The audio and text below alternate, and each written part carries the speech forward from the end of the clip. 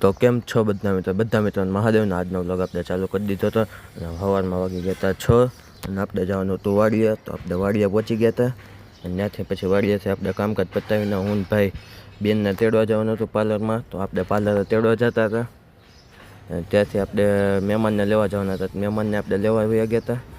મહેમાન ત્યાંથી આપણે વાડીએ લઈ જતા હતા. ત્યાં પછી બેનની એન્ટ્રી થઈ ગઈ હતી.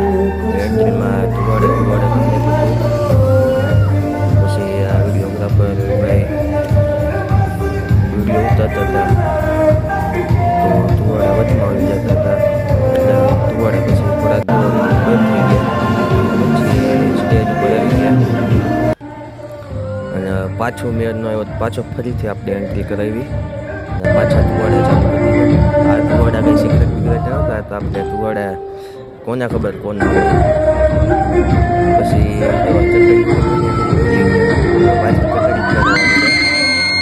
આવું નત નવીનામાં આવ્યા રાખ્યા. તે આપણે ચકડી કરીને બે પાછા આવવા માંડ્યા અને સ્ટેજ ઉપર પાછા આવીને બેસી ગયા. હવે જે કાંઈ વિધિ કરવાની પાછી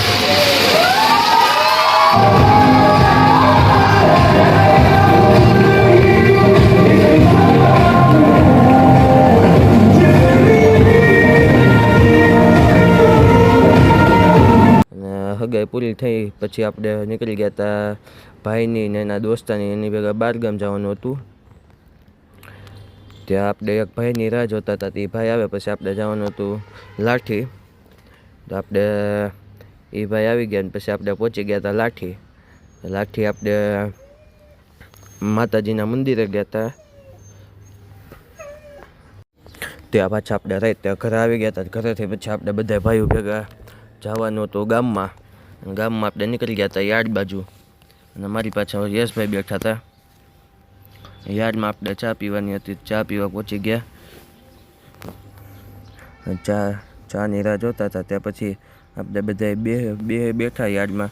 જો વિડીયો ગમ્યો હોય તો લાઈક કોમેન્ટ શેર કરતા ભૂલતા નહીં. આપણી યુટ્યુબ ચેનલ સબસ્ક્રાઈબ કરજો.